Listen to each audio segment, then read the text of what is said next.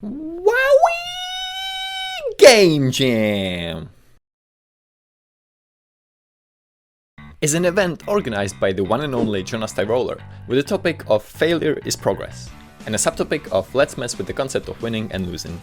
If you don't know what a game jam is, essentially you're given a topic at the beginning of the weekend and in this case have 72 hours to create a game that follows that topic from scratch. Based on what type of person you are and how skilled you are in game dev, this can go one of two ways for you.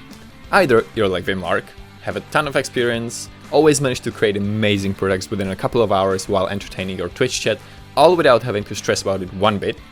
Or you're the opposite, with a tiny experience in game dev, no artistic skills whatsoever, bad planning and organizational skills, and get nervous and stressed out very easily. Yeah, guess which category I fall into.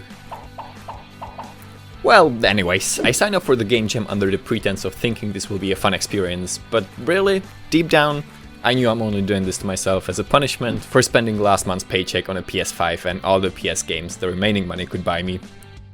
And yeah, this is me flexing on you that I managed to get a PS5. My only advantage going into this thing was that I know I'm a game dev noob, and so I wanted to bring a friend in to help me with the project. He worked with me on the previous one, and we only managed to finish on time thanks to his coding skills.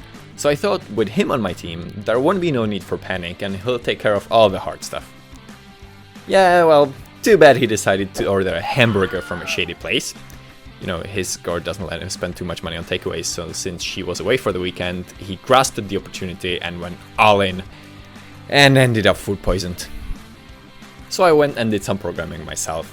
Coded in the move left, move right mechanic, added the hippity hoppity mechanic on top, even gave the player the option to a double hoppity, or a double hippity if you want to look at it that way.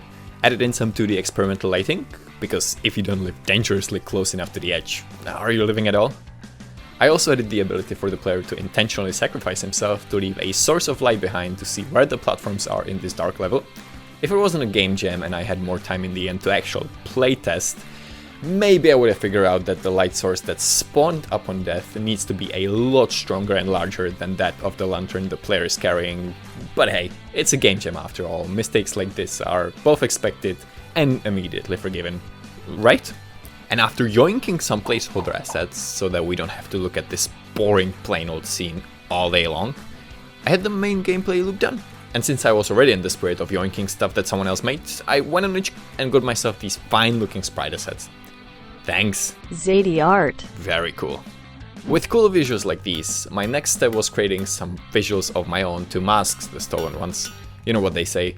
The rob that smiles steals something from the thief. He robs himself that spends a bootless grief. Then it was time for the most important thing. Level design. Now, I've watched a ton of Let's Talk game design videos, so this part was essentially child's play. All I had to do was remember what Mario taught me, combine it with the idea of a wall jump, and BAM! I got myself a game with one level, where the main protagonist jumps from one mushroom to another, with the help of some wall jumps of course, only to at the end of the level find out that the princess he came to rescue is not in this castle or whatever. It was at this point that my gut-puking colleague decided to come back and make his contribution. The contribution ended up being all the audio you hear in the game. So, you have come to save the life of your girl from hell. And some particles. So, in other words, to quote Daniel's loss, his contribution can be compared to the contribution of a little kid who is pushing his little shopping trolley with a pack of cookies in it, while his mom has her own trolley filled to the top with essentials. You know, it's nice to have those good cookies, and it's cool he's taking care of carrying them, but they aren't really useful without all the actual food the mom is carrying. Don't think there is much else to say about the level design and the game mechanics.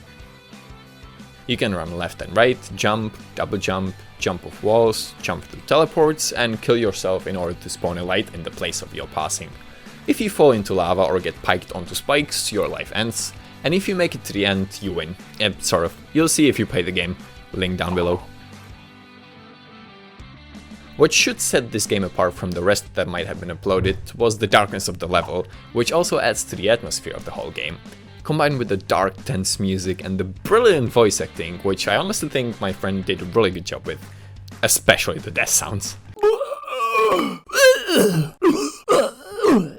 Let me know what you think in the comments below, really curious to see what other people think.